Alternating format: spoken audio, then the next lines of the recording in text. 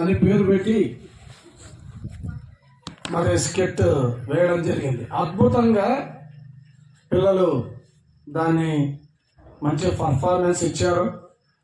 మంచి సందేశాన్ని అలాగ అందించడం జరిగింది. బుద్ధి లేనప్పుడు తండ్రి యొద్ద నుండి పొందింది వాడు భాగం, పుట్టినందుకు వాడు భాగం పొందాడు. బుద్ధి వచ్చినప్పుడు తండ్రి దగ్గర నుండి పొందింది భాగ్యం. కాబట్టి మనము దేవుని వలన భాగం కాదు కానీ భాగ్యాన్ని మనం పొందాం. నా సన్నిధి నిలుచు భాగ్యమును నేను మీకు ఇత్తును. తండ్రి సన్నిధి, తండ్రి ఇల్లు. దూరదేశంలో ఉన్న స్వాతంత్ర్యం కన్నా, స్వేచ్ఛ కన్నా తండ్రి ఇంటిలో బానిసత్వమే మేలు. ఒక దాసునిగా, కూలివానుగా ఉండడం మేలు. దేవుని సంఘములో దాసులుగా, కూలివానులుగా, ఆయన పనివారిగా, పరిచారకులుగా ఉండడం మేలు. లోకంలో బాసులుగా ఉండడం కన్నా దేవుని సంఘములో దాసులుగా ఉండడం మేలు అని ఎరిగాడు. అది ఎప్పుడు అంటే బుద్ధి వచ్చినప్పుడు. బుద్ధి రాకపోతే అంతే. పిల్లరా, నేను కూడా యవనస్తుల కూడికకు హాజరయ్యాను. ఆదూరి పట్టణంలో మా ఇంటి ఎదురుగా చేర్చి యేసుక్రీస్తుకు బద్ద శత్రువు నేను. యేసుక్రీస్తు ప్రభు సువార్తను తప్ప ఇంకేమైనా వింటా. కానీ ఒకరోజు అనుకోకుండా డాక్టర్ విజయ్ గారిని ఆయన సువార్త యవనస్తులు చెప్తున్నాడని చెబితే చాలా రోజులు నేను తిరగబడ్డాను, వెళ్ళలేదు కావాలని. అయితే ఆ రోజు ఎందుకో వెళ్ళాల్సి వచ్చింది. వెళ్ళినప్పుడు దేవుడు నాతో సూటిగా నేరుగా మాట్లాడాడు. ఆయన చెప్పిన సందేశం ఏంటంటే, మీరు మీ తల్లిదండ్రులకు మంచి పిల్లలుగా ఉన్నారా, రక్తము తాగే నల్లులుగా ఉన్నారా, విషపు బల్లులుగా ఉన్నారా అని అన్నాడు. మీరు మీ తల్లిదండ్రులకు మంచి పిల్లలా, రక్తం తాగే నల్లులా, విషపు బల్లులా? నిజంగా నా జీవితం ఆ రోజు నాకు అర్థమైంది. నిజమే, నా తల్లిదండ్రుల పట్ల, నా కుటుంబం పట్ల ఏమాత్రం మంచి లేనివాడుగా నేను ఉన్నాను. నిష్ప్రయోజకుణ్ణి, కీడు చేస్తున్నాను. వారి ప్రేమ, వారి అనురాగాలు, వారి ఆప్యాయతలు నా కళ్ళెదుట లేవు. గనుక ఆ విషయాన్ని నేను ఎరిగినప్పుడు నా హృదయాన్ని వంచాను. నా హృదయం కొంత మెత్తబడి ఆ తర్వాత కొన్నాళ్లకు నేను యేసుక్రీస్తు ప్రభువుకు నా జీవితాన్ని ఇచ్చాను. మొట్టమొదటిగా దైవ వాక్యం నాకు ఆ రోజు పనిచేసింది. పిల్లరా, దేవుడు మనతో మాట్లాడతాడు. మాట్లాడే దేవుడు ఒకరితో మాట్లాడతాడు, ఇంకొకరితో మాట్లాడతాడు. ఒకసారి మాట్లాడతాడు, ఇంకొకసారి కూడా మాట్లాడతాడు. ఆయన మాట్లాడుతూనే ఉంటాడు. కనుక ఈ రాత్రి ఒకరు మాట్లాడినా, ఇద్దరు మాట్లాడినా దైవ సందేశం ఒకటే. ఆయన మాట్లాడుతుండగా హృదయాలు కఠినపరచుకోకుండా దేవుని వాక్యానికి లోబడి జీవించడం మనం నేర్చుకుందాం. పిల్లరా, ఆదికాండం 2వ అధ్యాయంలో ఒక మాట ముందుగా మనం చదువుకుందాం. చూడండి, ఆదికాండం 2వ అధ్యాయం 17వ వచనాన్ని ఒకరు చదవండి. 2:17, 16-17 కూడా చదువుదాం. మరియు దేవుడైన యెహోవా, ఈ తోటలోనున్న ప్రతి వృక్ష ఫలములను నీవు నిరభ్యంతరముగా తినవచ్చును. అయితే మంచి చెడ్డల తెలివినిచ్చు వృక్ష ఫలములను తినకూడదు. నీవు వాటిని తిను దినమున నిశ్చయముగా చచ్చెదవు. చిన్న ప్రార్థన చేసుకొని మనం దేవుని వాక్యాన్ని విందాం. మహిమ కలిగిన దేవ, గరుడమైన రక్షకుడా, ఈ రాత్రి సహోదరుడు అశోకును మీరు నిలబెట్టి మీ ఆత్మస్వరాన్ని మాకు వినిపించారు. దేవా, మేమందరము మీ వాక్య భాగాలకు లోబడి ఒప్పుకొనుచున్నాం. తండ్రి ఇంటిని మరిచిన పిల్లలు నాశనపురం వైపుకు అడుగులు వేస్తున్నారు. తండ్రి, నన్ను నిర్మించు అని వచ్చినప్పుడు మీరు చేర్చుకొని అతని జీవితాన్ని నిలబెట్టారు, నిర్మించారు. అందుకై స్తోత్రములు. అలాంటి కుమారుడు, తప్పిపోయిన కుమారుల కోసం మేము చూడడం లేదు, తిరిగి వచ్చిన కుమారుడు. అందరి బట్టి స్తోత్రములు మీకు చెల్లిస్తూ చదువుకున్న లేఖన భాగాలను దీవించమని యేసుక్రీస్తు ప్రభు అతి శ్రేష్టమైన ఘనమైన నామములో ప్రార్థన చేసి వేడుచున్నాము తండ్రి, ఆమేన్. 3 యాపిల్ పండ్లు ప్రపంచ చరిత్ర గతిని మార్చివేశాయి అంటే అందరూ పక్కపక్క నవ్వుతారు. యాపిల్ పండ్లు ఏంటి? మానవ మనుగడ చరిత్రను మార్చడం ఏంటి? నిజమే, అది కొంత హాస్యంగా ఉన్నా అపహాస్యంగా ఉన్నా అది వాస్తవం. యాపిల్ ఇన్కార్పొరేట్ అనే ఒక సంస్థ ప్రపంచంలో ప్రసిద్ధిగాంచిన సంస్థ. మీరు ఎక్కడైనా ల్యాప్టాప్ చూసినప్పుడు, ఐఫోన్ చూసినప్పుడు యాపిల్ పండు ఉంటుంది, కొంచెం కొరకబడి ఉంటుంది. మాకు తెలుసు, చూస్తుంటాం కాబట్టి. ఆ యాపిల్ ఇన్కార్పొరేటెడ్ అనే ఒక సంస్థ సాంకేతిక రంగంలో విప్లవాత్మకమైన మార్పులను తెచ్చింది, పెను మార్పులను తెచ్చింది. ప్రపంచాన్ని విజయ పథంలో నడిపించింది. చాలా అద్భుతమైన మార్పులు చోటు చేసుకున్నాయి. ఐఫోన్స్ అని, ఐప్యాడ్స్ అని, ఐట్యూన్స్ అని సాంకేతిక రంగం అనేది కొత్త పుంతలు తొక్కింది. ప్రపంచమే ఎంతో ముందుకు వెళ్ళిపోయింది. అది ఒకటి. రెండవది, 1600 సంవత్సరం లేదా 16వ శతాబ్దంలో సర్ ఐజాక్ న్యూటన్ అనే ఒక శాస్త్రజ్ఞుడు, ప్రపంచ ప్రఖ్యాతిగాంచిన శాస్త్రజ్ఞుడు, ఆయన ఒక తోట చెట్ల మధ్యకు వెళ్ళి నడుచుకుంటూ వెళ్ళిపోతుంటే అతను తలపైన ఒక యాపిల్ పండు పడింది. ఒక యాపిల్ చెట్టు నుండి ఊడి తలపైన పడి, చెప్పాలంటే తలపైన కాదు, అది ఆయన తలలోకి మెదడులోకి వెళ్ళిపోయింది. ఏది? యాపిల్. అంటే అర్థం ఏంటంటే, ఒక చెట్టు నుండి యాపిల్ ఊడితే అది ఎందుకు కింద పడాలి? మధ్యలో ఉండొచ్చు కదా, అలాగే వేలాడుతుండొచ్చు కదా, ఎందుకు నేల చేరింది అని అతనిలో ఒక క్రొత్త ఆలోచన మొదలైంది. అంటే అంతకుముందు యాపిల్ పండ్లు ఊడిపడలేదంటే ఏ పండు అయినా ఊడిపోయింది. కానీ 16వ శతాబ్దం వరకు కూడా ఈ విషయాన్ని అంతగా ఆలోచించిన వారు ఎవరు లేరు ప్రపంచంలో. కాబట్టి భూమికి గురుత్వాకర్షణ శక్తి ఉంది. అందుకే ప్రపంచంలో ఏ వస్తువైనా భూమిని అంటిపెట్టుకునే ఉంటాయి. భూమికి వేరుగా ఏ వస్తువు గమనము చేయలేదు. ప్రపంచంలో ఎక్కడి వస్తువులు అక్కడే గప్చు. ఆ డ్రమ్ అక్కడ ఉండాల్సిందే, ఎవడైనా ఎత్తేంత వరకు. ఆ బండి అక్కడ ఉండాల్సిందే, ఎవడైనా కదిలించేంత వరకు. ఆ బాక్స్ అక్కడ ఉండాల్సిందే, ఎవడైనా మోసేంత వరకు. ఈ టేబుల్ ఇక్కడ ఉండాల్సిందే, ఎందుకంటే ఆ భూమిని అంటిపెట్టుకొని ఉండాల్సిందే. కాబట్టి ప్రపంచానికి కొన్ని గమన నియమాలు నేర్పించాడు. ఏదైనా ఒక వస్తువు ఒక స్థానం నుండి మరొక స్థానానికి వెళ్ళిందంటే దానికి రీజన్ ఏంటి ఆయన కనుగొన్నాడు. న్యూటన్స్ లాస్ అని ప్రపంచంలో, అంటే చట్టాలు, నియమాలని ప్రసిద్ధిగాంచినవి. భౌతిక శాస్త్రంలో, రసాయనిక శాస్త్రంలో చాలా విషయాలను, ఎన్నో సిద్ధాంతాలను, ఎన్నో సంగతులను అవి బయటికి తీసుకొని వచ్చాయి. సర్ ఐజాక్ న్యూటన్ అనే శాస్త్రవేత్త ఆ ఊడిపడిన యాపిల్ చూడండి ప్రపంచ గతినే మార్చేసి, సాంకేతిక రంగంలో, భౌతిక రసాయనిక శాస్త్రములు. అయితే ఆదికాండం 3వ అధ్యాయంలో కూడా ఒక ఫలం ఉంది. చాలా మంది వేదాంత పండితులు అది యాపిల్ పండు అంటారు. యాపిల్ పండు అయి ఉండొచ్చు, కాక కూడా ఉండవచ్చు. అదే చాలా మంది అది యాపిల్ పండే అంటున్నారు, మంచిదే.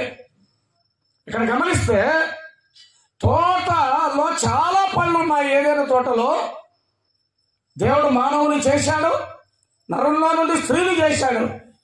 అయితే మీరు ఈ తోట చెట్ల ఫలములన్నీ తినవచ్చు. ఇంకొక మాట చెప్పాడు అక్కడ కదా, నిరభ్యంతరంగా తినవచ్చు అన్నాడు. నిస్సందేహంగా, అభ్యంతరం ఏమి లేకుండా ఏ ఫలమైనా తినవచ్చు.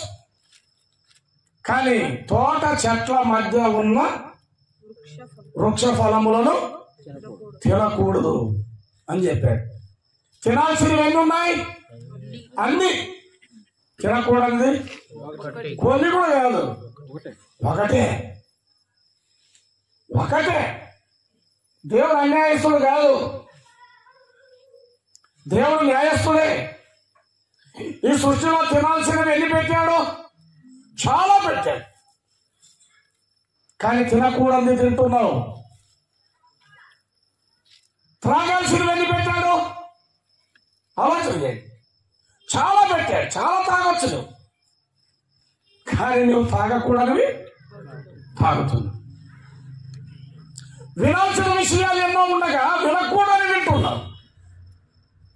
చూడాల్సిన సంగతులు ఎన్నో ఉండగా చూడకూడనివి చూస్తున్నావు. నడవాల్సిన దారి ఉండగా కానీ దారిలో నువ్వు నిలబడుతున్నావు. పిల్లరా, తోట చెట్ల మధ్య ఉన్న వృక్ష ఫలమును తినవద్దు అంటే అవ్వ చాలా తెలివైంది. తినవద్దన్నాడు కానీ చూడొద్దన్నాడు. అది చూసి అది కన్నులకు ఎట్లుందంట? రమ్యంగా ఉందంట. మళ్ళా కొంచెంసేపు తర్వాత ఆలోచన చేసింది. తినొద్దన్నాడు కానీ కొయ్యొద్దన్నాడా? ఏం చేసింది? కోసి. తినొద్దన్నాడు కానీ కొరకొద్దన్నాడా? కొరికితే ఏం పోయింది? చెప్పండి. అని ఏం చేసింది? కొరికింది. తినొద్దు మింగొద్దు అన్నాడు నిజమే, కానీ నమలొద్దు అన్నాడా? ఏం చేసింది చెప్పండి? నమిలింది. ఎట్టో నమిలానని మింగింది. పిల్లరా, దంతా కేసు నా మీదకి వస్తుందని పక్కన ఆదా పాపం తిను అని ఆయన ఏం చేశాడు చెప్పండి?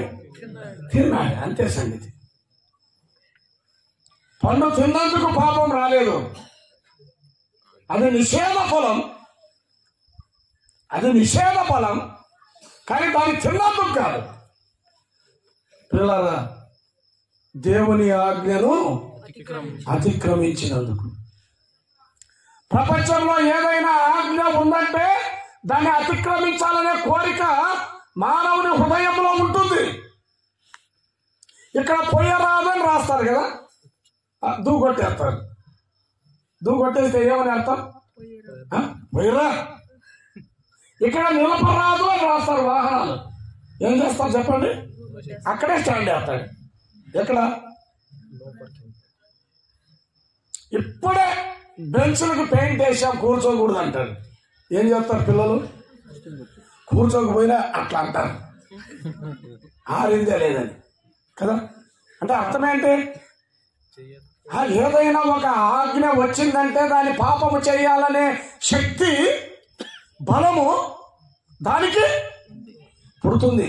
అందుకే చెప్పాడు పౌలు తేటగా, ధర్మశాస్త్రం లేదా పాపము దేవుని ఆజ్ఞను హేతువు చేసుకొని,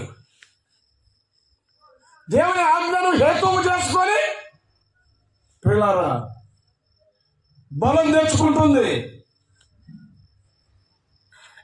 చూడొద్దురా అన్నప్పుడే చూస్తాడు, వినొద్దురా అన్నప్పుడే వింటాడు, తినొద్దురా అన్నప్పుడే తింటాడు. ఏంటి దీని పేరు? దీని పేరేంటి? పిల్లరా, ఈ రాత్రి ఆలోచన చేయండి. మొదటి యోహాను పత్రిక, యోహాను రాసిన మొదటి పత్రిక 3వ అధ్యాయం 4వ వచనం చదవండి. 4. నేను ముగించేస్తాను. పాపము చేయు ప్రతివాడు ఆజ్ఞను అతిక్రమించు. వాడు పాపము చేశాడంటే ఏదో ఒక ఆజ్ఞను వాడు అతిక్రమిస్తాడు. ఆజ్ఞాతిక్రమమే పాపం. ఆజ్ఞను అతిక్రమించడమే పాపం. దేవుని ఆజ్ఞ, జారీ చేయబడిన ఆజ్ఞ, ఆ ఆజ్ఞను ఎవరైతే ఆజ్ఞ విషయంలో తప్పిపోతారో, ఆజ్ఞను ఎదిరిస్తారో, ఆజ్ఞను అతిక్రమిస్తారో పాపం కదా. పాపం అంటే ఏదో అనుకునేరు. ఆజ్ఞాతిక్రమమే పాపం. దేవుని ఆజ్ఞను ఉల్లంఘించడమే పాపం. ఈ రాత్రి ఆలోచన చేయి. పాపం అంటే ఏదో అనుకోవద్దు. దేవుడిచ్చిన ఆజ్ఞ ఎన్ని సార్లు నువ్వు అతిక్రమిస్తున్నావు, తోసేస్తున్నావు.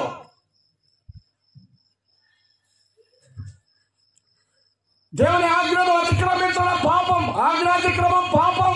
పాపం అనేది సృష్టిలో అలా ప్రవేశించింది. పండు తినడం ద్వారా కాదు, దేవుని నియమాన్ని, దేవుని ఆజ్ఞను ద్రోషి వెళ్ళడం ద్వారా లోకంలోనికి పాపం వచ్చింది. రోమీయులకు రాసిన పత్రిక 5వ అధ్యాయం 12లో చెప్పాడు చూడండి. 5:12 రోమా 5:12 మనకు తెలిసిన వచనాలే. ఈ రాత్రి సువార్త సందేశంగా జరుగుతాం.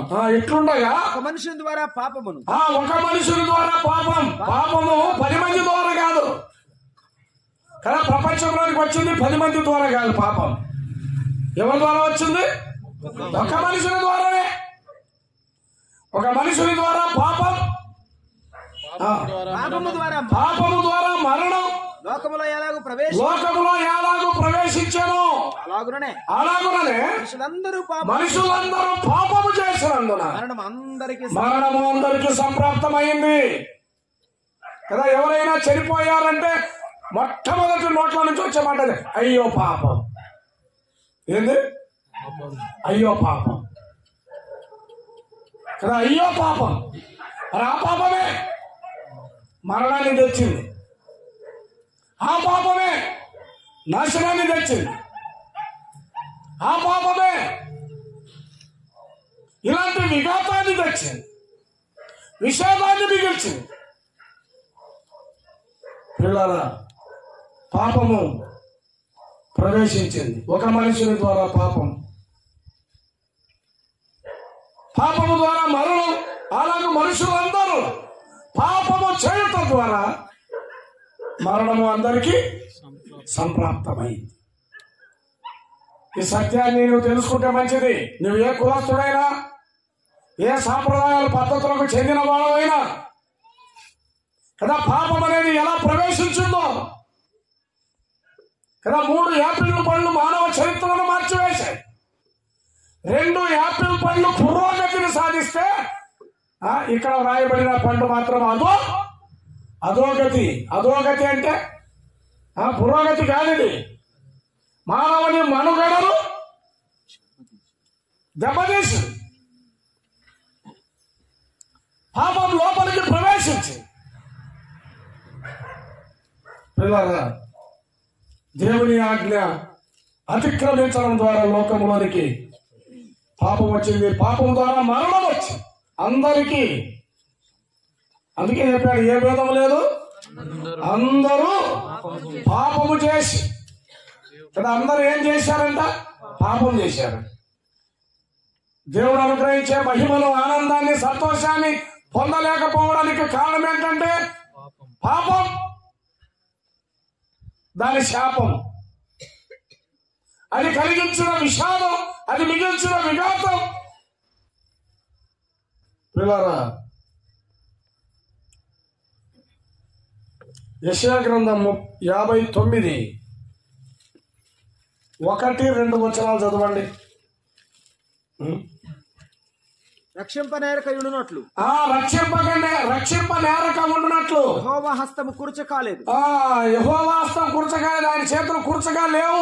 విననేరక ఉండునట్లు ఆయన చెవులు మందంగా. చాలా మంది ప్రార్థనలు చేస్తున్నారు, శాంతి కోసం, సమాధానం కోసం, నెమ్మది కోసం. ఎన్నో రకాల ప్రార్థనలు మన భారతదేశంలో దేవాలయాల మీద నుండి, గోపురాల మీద నుండి, మసీదుల మీద నుండి, చర్చి శిఖరాల మీద నుండి ఎన్నో రకాల ప్రార్థనలు జరుగుతున్నాయి శాంతి కోసం. పిల్లల చేసే ప్రార్థనలన్నీ అయితే దేవుడు వినడా? ఆయన చెవులకు ఏమైనా మందమా? ఆయన రక్షించడా? ఆయన చేతులు ఏమైనా పొట్టిగైపోయాయా? రక్షింపనేరక ఉండినట్లు ఆయన హస్తం కొరచ కాలేదు, విననేరక ఉండినట్లు ఆయన చెవులు మందము కాలేదు. తర్వాత చదవండి. మీ దోషములు మీకును మీ దేవునికి అడ్డముగా వచ్చాను. మీ పాపములు మీకు మరుగుపరచు, ఆయన ముఖాన్ని మరుగుపరిచాయి గనుక ఆయన ఆలకింపకున్నాడు. పిల్లలారా, ఎట్లయినా దైవ దర్శనం, దేవుని ముఖం చూడాలని మానవుడు తాపత్రయపడుతున్నాడు. ఆయన ముఖ దర్శనం కనబడిందా? ఆయన చూచావా? దర్శనం కలిగిందా? ఎందుకు చూడలేకపోతున్నాడు?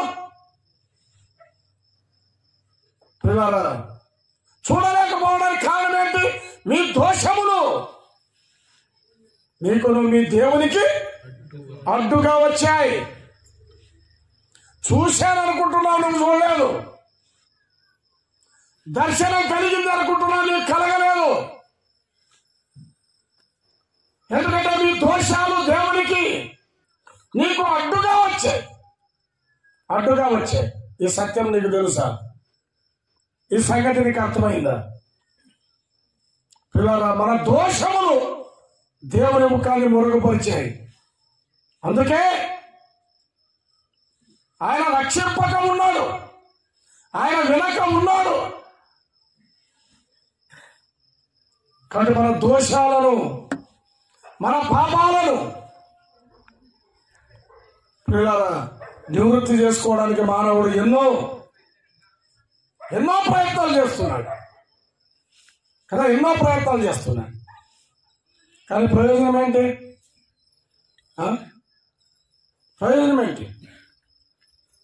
లోపల పాపము దాచుకొని కడుపును చాటుగా చేసుకుని అని శాంబం గారు పాట రాశాడు కదా.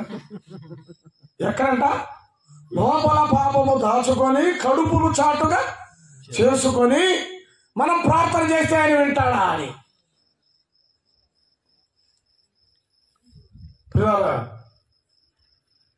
అలా చేస్తే ఆయన వింటాడా? రక్షిస్తాడా? విడిపిస్తాడా? ఫలితం ఉంటుందా? ఫలితం ఉండదు. మీ దోషములు మీకును దేవునికి అడ్డముగా వచ్చాను.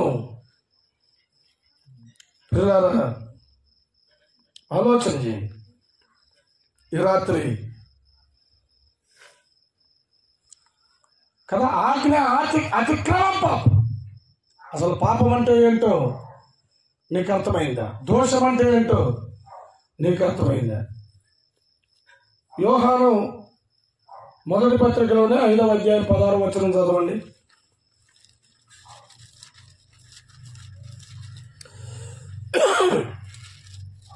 తన సహోదరుడు మరణకరము కాని పాపము చేయగా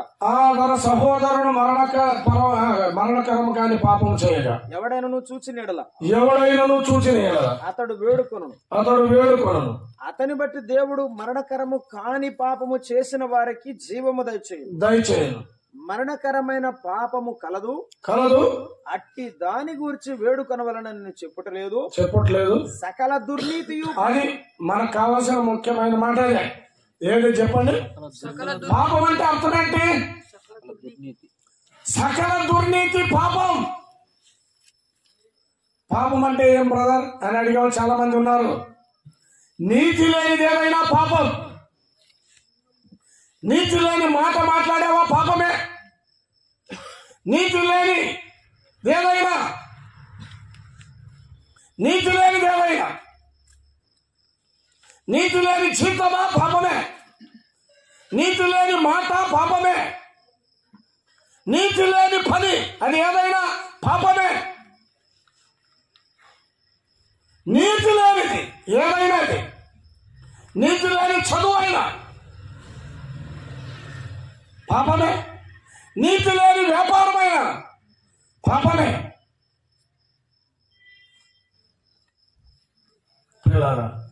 సకల దుర్నీతి పాపం. దుర్నీతి పాపం. నీతి లేనిది ఏదైనా అది పాపం. నీతి లేని పనులేమైనా పాపం. సకల దుర్నీతి పాపం. రోమీయులకు రాసిన పత్రిక 14:23 చదవండి. రోమా 14:23. అనుమానించువాడు తినిన ఎడల విశ్వాసం లేకుండా తినును గనుక. ఒకడు దీన్ని తినాలా తినొద్దా అని ఒక అనుమానం ఉంటుంది. కొంతమందికి అనుమానం పెరుగుతుంటారు కదా. కనుక ఈ అనుమానమే వాడిని చంపేస్తా ఉంటారు. వాడిని చంపేది అనుమానమే. విశ్వాస మూలము కానిది ఏదో, విశ్వాస మూలము కానిది ఏదో అది పాపం. ప్రియులారా, విశ్వాస మూలము కానిది ఏదైనా, భక్తి కూడా విశ్వాసము మూలము కాని భక్తి ఏదైనా అది పాపమే. అపనమ్మకముతో కూడింది ఏదైనా పాపమే. సందేహముతో చేసేది ఏదైనా పాపమే. అటు ఇటు కొట్టుకులాడేది ఏదైనా పాపమే. విశ్వాస మూలము కానిది ఏదో పాపం. కొంతమంది మూఢనమ్మకాన్ని విశ్వాసం అనుకుంటారు. పొరపాటు. నమ్మకం వేరు, మూఢనమ్మకం వేరు. భక్తి వేరు, మూఢభక్తి వేరు.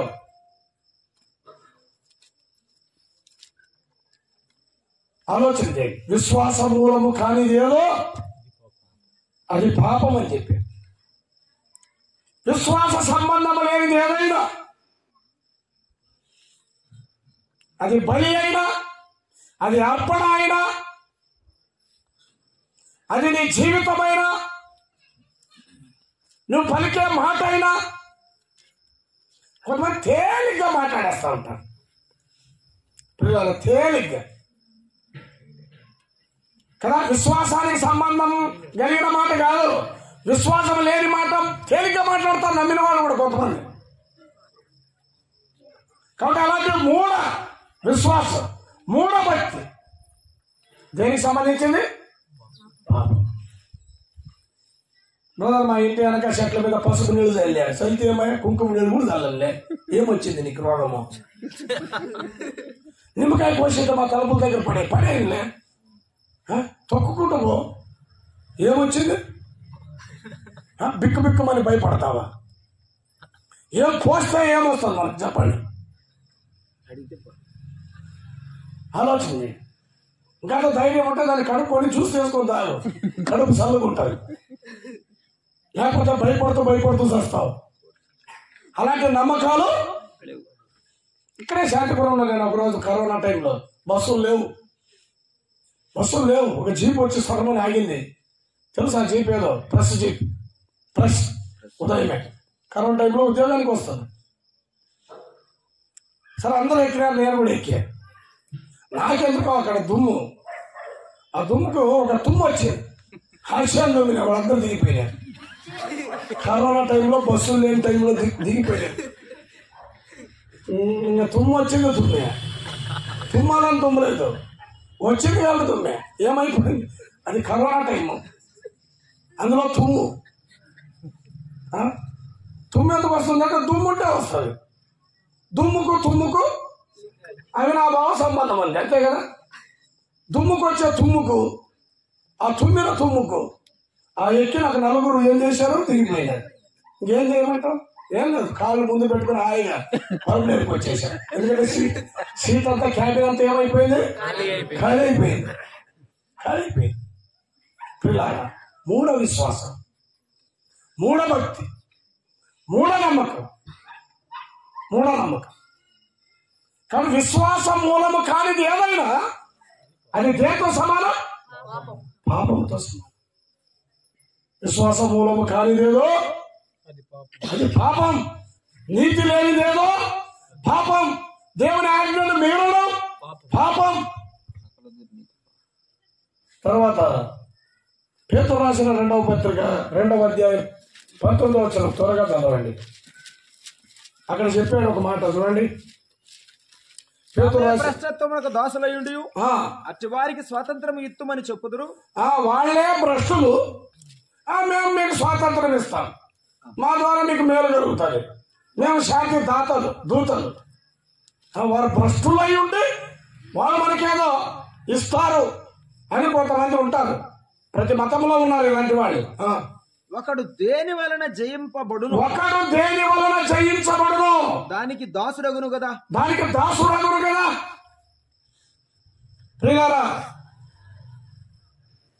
ఒకడు దేని వలన జయించబడునో దానికి దాసుడు అవుతాడు. నిన్ను జయించేదేది? నువ్వు దేనికి లొంగిపోతున్నావు? దేనికి ఓడిపోతున్నావు? దేనికి దొరికిపోతున్నావు? ఏది నిన్ను పట్టుకుంటుంది? ఏది నిన్ను బలహీనపరుస్తుంది? ఏది నిన్ను జయిస్తుంది కదా? అది పాపం. అదేంటిది? పాపం. ఒకడు దేని వలన జయించబడునో అది పాపం. నిన్ను జయించేదేది? నువ్వు దేనికి దాసుడు అవుతున్నావు, బానిస అవుతున్నావు? ఏ వ్యసనానికి, ఏ బలహీనతకు, ఏది నిన్ను గెలుస్తుంది?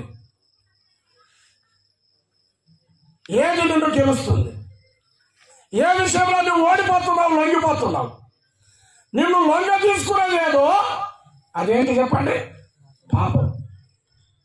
అందుకే అందరూ పాపమునకు లోనై ఉన్నారు అని చెప్పాడు రోమీయులకు రాసిన పత్రికలోనే. లోనై ఉన్నారు, లోబడి ఉన్నారు, లొంగి ఉన్నారు, చేతకాని వారుగా ఉన్నారు. అది వారిని జయిస్తుంది. ఒకడు దేని వలన జయించబడున్నావు దానికి దాసుడు అవుతాడు కదా. కాబట్టి అది జయించేదేది, దాసునిగా చేసుకునేదేది? పాపం. పిల్లరా, పాపము చేయు ప్రతివాడు పాపానికి దాసుడు.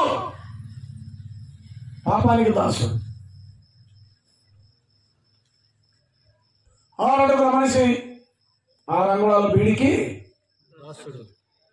అది లేకపోతే నాకు రాదు బ్రదర్ అంటాడు నమ్మినోడు కూడా. అంటే ఎట్టా?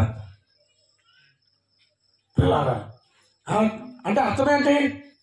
మానవుని అవయవాలు దేనికి వెళ్ళిపోయినాయి? దేనికి? కొన్నిసార్లు చెప్పరు కానీ నేను కాఫీ తాగితేనే, లేకపోతే అంటే కాఫీ కూడా కొన్నిసార్లు ఏం చేస్తుంది మనల్ని, అది తాగకుండా. కానీ ఉదయమే లేచి బ్రదర్ అన్నాడు. ఏం చేస్తాడు అనుకున్నా, సొమ్ము నీళ్ళు తాగుతాడన్నాడు. ఏం తాగుతాడంట? ఏమైనా చేస్తాడేమనుకుంటు ఏం చేయడు. ఉదయమే లేచి ఏం చేస్తాడంట? ఏదో వాక్యం తాగుతాను, ప్రార్థన చేస్తాను, గుడికి వెళ్తా, అవి కాదు. ఉదయమే లేచి బ్రదర్ అన్న పోయి ఏం చేస్తాడు ఏం అనుకున్నా, సొమ్ము నీళ్ళు తాగుతానన్నాడు. ఏం నీళ్ళు తాగే పెద్ద సంగతే? డ్రమ్ము నీళ్ళు కూడా తాగు.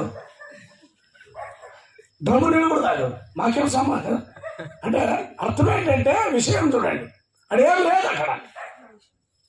అక్కడేం లేదు.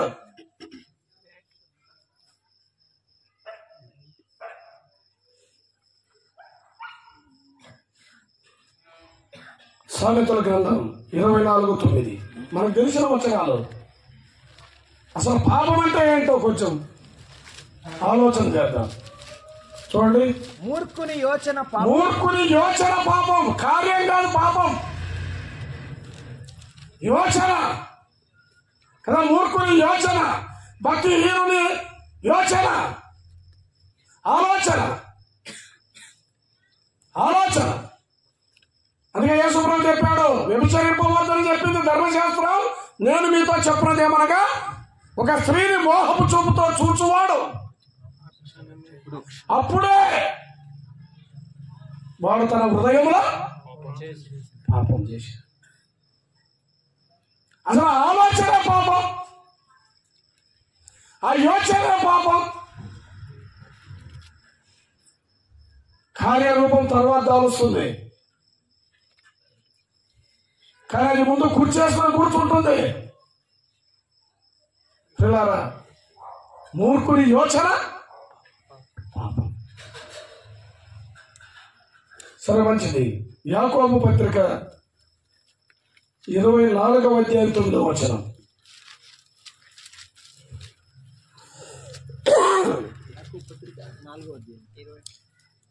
యాకోబు పత్రిక 4వ అధ్యాయం 9వ వచనం.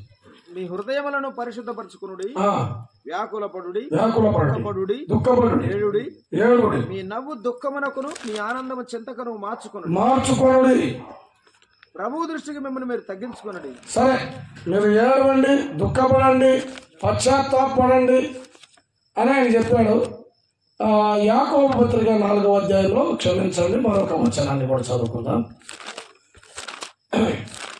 యాకోబు పత్రిక 4వ అధ్యాయం 17వ వచనం. మేలైనది చేయనెరిగి, కాబట్టి మేలైనది చేయనెరిగి అలాగూ చేయని వానికి పాపము కలుగును. మేలైనది చేయనెరిగి కూడా నువ్వు మేలు చేయకపోవడం అదే పాపం. ఏం చేస్తే మేలో నీకు తెలుసు కదా, మంచిగా తెలుసు కదా, మేలేమో తెలుసు కదా, ఎలా చేస్తే బాగుంటుందో నీకు తెలుసు కదా, ఏం మాట్లాడితే బాగుంటుందో నీకు తెలుసు కదా. కదా, ఈ మాట మాట్లాడితే ఇక్కడ జీవితాలు కట్టబడతాయి, నిలబడతాయి అని నీకు తెలుసు కూడా కొన్నిసార్లు అలా చేయకపోతే ఇక్కడ బద్దలు కాకుండా ఉంటుంది ఈ మాట మాట్లాడకపోతే. కాబట్టి అక్కడ మౌనంగా ఉండవు. ఇక్కడ ఈ మాట మాట్లాడితే ఇక్కడ ఒక కుటుంబం నిర్మించబడుతుంది అన్నప్పుడు నీవు మాట్లాడు. మేలైనది ఎరిగి కూడా నీవు చేయకపోతే, మేలైనదేదో నీకు తెలిసి కూడా నువ్వు చెప్పకపోతే, నువ్వు చేయకపోతే, పిల్లరా, ప్రపంచంలో ఇంత సువార్త ఎందుకు ప్రకటించబడుతుందంటే, కదా, మానవుడు పాపంలోనే ఉండి పాపంలోనే జీవించి ఈ పాపం యొక్క స్వభావం తెలియకుండా, పాపాన్ని పాపంగా గుర్తించకుండా ఇలాగే మరణిస్తే పాతాళానికి వెళ్ళిపోవాలి, నాశనానికి. కాబట్టి మేలు కలుగు మార్గమేదో, జీవము కలుగు మార్గమేదో, నిత్య జీవమేదో, శాశ్వతమైన ఆనందమేదో, నిజమైన విడుదల విమోచనమేదో, మోక్షమేదో తెలిసి కూడా మనం చెప్పకపోతే పాపం. అందుకే బహిరంగంగా ఈ మాటలు మీ గడప దగ్గరకు వస్తున్నాయి, మీ చెవి దగ్గరకు వస్తున్నాయి, మీ హృదయానికి సమీపంగా వస్తున్నాయి. మేలైనది చేయనెరిగి అలాగూ చేయని వారికి ఏం కలుగుతుంది? పాపము కలుగును. పిల్లరా, ఈ రాత్రి ఆలోచన చేయి. యోహాను సువార్త 5:24 చెప్పి నేను ముగించేస్తాను. యోహాను సువార్త 5:24 చదవండి. నా మాట విని అంటే మైకులో చెప్పే ఈ మాట కాదు, యేసు ప్రభు చెప్తున్నాడు. యేసు ప్రభు మాట అది. నా మాట విని నన్ను పంపిన వాడు ఉన్నాడు. పరలోకపు తండ్రి నన్ను భూలోకానికి పంపాడు. నేను మానవావతారం ఇచ్చి భూలోకానికి వచ్చాను. పాపులను రక్షించుటకు క్రీస్తు యేసు లోకమునకు వచ్చాను. నశించిన దాన్ని వెతికి రక్షించుటకు మనిషి కుమారుడు వచ్చాను. నా తండ్రి నన్ను పంపాడు, నేను వచ్చాను. నా మాట విని నన్ను పంపిన వాని యందు ఆ విశ్వాసం ఉంచువాడు నిత్య జీవము గలవాడు. నిత్య జీవము గలవాడు. వాడు తీర్పులోనికి రాక ఈ పాపము ద్వారా కలిగే ఈ తీర్పులోనికి, శిక్షలోనికి రాకుండా మరణములో నుండి జీవములోనికి దాటి ఉన్నాడు. ఈ రాత్రి పాపము వలన వచ్చే జీతం మరణం నిజమే, కానీ నువ్వు జీవంలోనికి దాటి వచ్చే విషయం కూడా ఉంది. పిల్లారా, మరణంలో నుండి జీవంలోనికి నువ్వు రావాలని దేవదేవుని ఆశ. అందుకే తన సొంత పుత్రుని లోకానికి పంపాడు. ఆ పుత్రుని ఎంతగానో ప్రేమించాడు. కానీ అంతకన్నా మిన్నగా నిన్ను నన్ను ప్రేమించి కల్వరిలో ఆ కుమారుని శిలువలో వధించి బలియాగం చేసి ఆయన రక్తాన్ని ఒలికించి ఆ రక్తం ద్వారా నిన్ను నన్ను కడగడానికి, శుద్ధి చేయడానికి సిద్ధంగా ఉన్నాడు. ఆయన కడిగాడు, మమ్మల్ని అందరినీ శుద్ధి చేశాడు. ఆయన రక్తం ద్వారా మేము కడగబడ్డాం. యేసు రక్తం ప్రతి పాపం నుండి మమ్మల్ని కడిగి పవిత్రులుగా చేసింది. పిల్లరా, ఇంకా కలవరి శిలువలో ఆయన రక్తం తాజాగా ఉంది నీ కొరకు, నిన్ను కడగడానికి. ఆయన లోపల లేని ప్రజల వైపు దొరమెల్లా చేతులు దాచి పిలుస్తున్నాడు. ఈ రాత్రి నిన్ను కూడా పిలుస్తున్నాడు.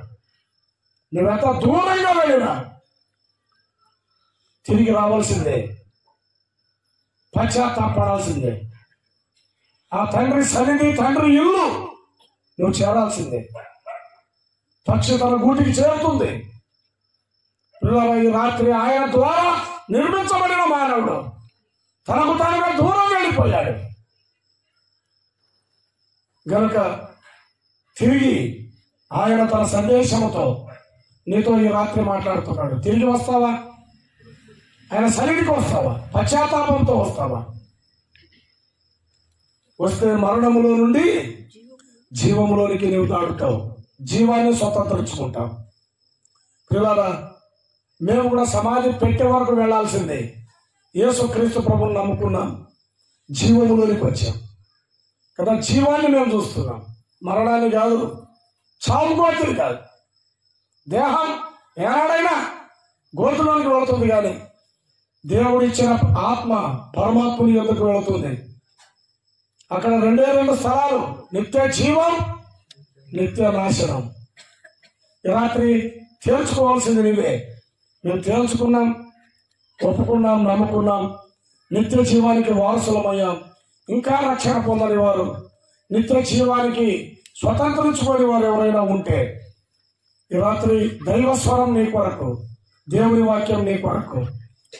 కనుక ఆలోచించి పాపానికి మూలమైనవేవో ఎరిగి నీ పాపము నుండి పరిశుద్ధతలోనికి, మరణము నుండి జీవములోనికి నడిపించే యేసుక్రీస్తు ప్రభువును, ఆయన మార్గాన్ని నీవు విశ్వసించాలని, ఆయన రక్తాన్ని, ఆ శిలువ బలియాగాన్ని నువ్వు నమ్మాలని ప్రభు అయిన యేసుక్రీస్తు నామములో మీకందరికీ ప్రేమతో ఈ సంగతులు తెలియజేస్తున్నాం. ప్రభు ఈ మాటల్ని దీవించి ఆశీర్వదించును గాక. కళ్ళు మూసుకోండి, చిన్న ప్రార్థన చేసి మనము సహోదరులకు ఆద్యత. మహిమ కలిగిన దేవ, గరుడమైన రక్షకుడు, ఈ రాత్రి 3 పళ్ళు ప్రపంచ చరిత్రలో మార్చివేశాయి. నిజమే, అందులో బైబిల్లో రాయబడిన ఒకే ఒక నిషేధ ఫలం, దాని ద్వారా లోకానికి వచ్చిన కీడు, పాపం ఎంత భయంకరమైందో వివరించాను. దేవా స్తోత్రములు. ముందుగా మీకెంత దూరంగా వెళ్ళిపోయామో ఆ విషయాలు మాకు తేట తెల్లం చేశారు. ఎలా మీ దగ్గరికి రావాలో, మీరు మమ్మల్ని ఎలా ఆహ్వానిస్తున్నారో మీరు మాకు తెలియజేసినందుకు కూడా స్తోత్రములు. ఈ రాత్రి ఈ సందేశం విన్న ప్రతి ఒక్కరిని దీవించండి, జీవంలోనికి నడిపించండి, వెలుగులోనికి నడిపించండి, సత్యములోనికి నడిపించమని ఘనత మహిమ మీకే చెల్లిస్తూ యేసుక్రీస్తు ప్రభు అతి శ్రేష్టమైన ఘనమైన నామములో ప్రార్థన చేసి వేడుచున్నాము తండ్రి. పిల్లరా మరి ఈ మంచి అవకాశాన్ని పోగొట్టుకోవద్దండి. వాక్య పరిచయం చేయడానికి 2 సంఘాల తరపున సేవకులు సువార్థికులు తిమోతి గారు ఆయనతో